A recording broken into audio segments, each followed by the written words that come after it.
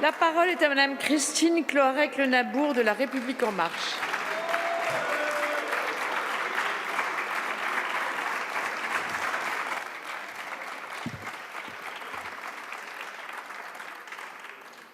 Madame la présidente, madame la ministre, monsieur le rapporteur, chers collègues. Nous sommes ici ce matin pour évoquer l'autonomie des personnes en situation de handicap. Je ne doute pas que nous partagions toutes et tous ici dans cet hémicycle la même ambition de changer le regard porté sur le handicap et d'améliorer leurs conditions de vie. N'en déplaise à nos oppositions, nous avons un bilan à défendre et nous n'avons pas à en rougir. Alors que je lis que nous serions une opposition bête et stupide, je tiens tout de même à rappeler que nous n'avons jamais fait autant pour les personnes en situation de handicap, jamais fait autant pour faire de notre société une société plus inclusive. Le budget alloué au handicap depuis 2017 est de presque 52 milliards, du jamais vu. Depuis le début de ce quinquennat, le gouvernement et sa majorité a agi. Nous avons agi en revalorisant la hache aujourd'hui à 904 €. Nous avons agi en développant l'école inclusive. 20% d'élèves en situation de handicap scolarisés à la rentrée 2021, de plus qu'en 2017. Nous avons agi en faisant progresser l'insertion dans l'emploi, en renforçant l'accès aux droits. Je pourrais poursuivre longtemps car la liste est longue, les faits sont têtus, les chiffres aussi. Monsieur le rapporteur, pour vous, les mesures que nous avons apportées et que nous portons seraient sectaires et partisanes. Je vous laisse le choix de vos mots. En attendant, ces réformes répondent à de vrais besoins. Nous sommes passés de droits formels à des droits réels. D'autres avant nous sont loin d'avoir fait autant.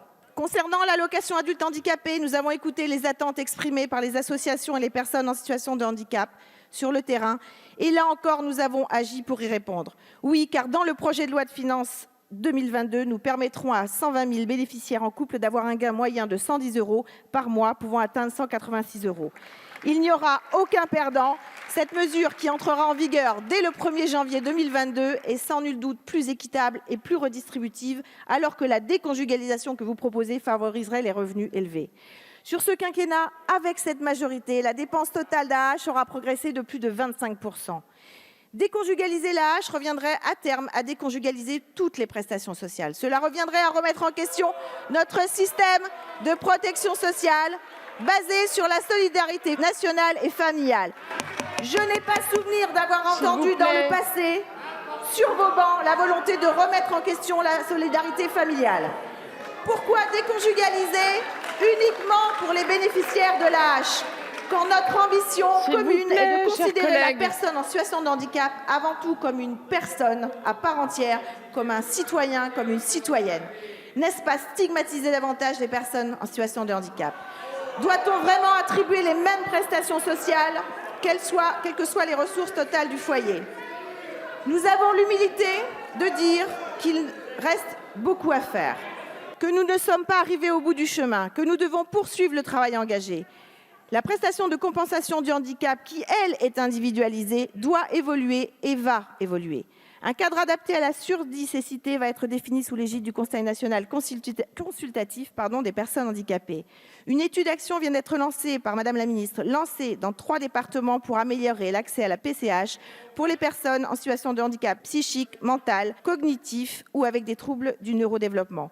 Un bilan sera rendu début 2022 et permettra de faire évoluer le référentiel. Vous revendiquez à longueur de temps la confiance au terrain. Eh bien, les engagements qui ont été pris l'ont été en concertation avec toutes les parties prenantes, au premier rang desquelles les départements, qui sont, je le rappelle, chefs de file des politiques de solidarité.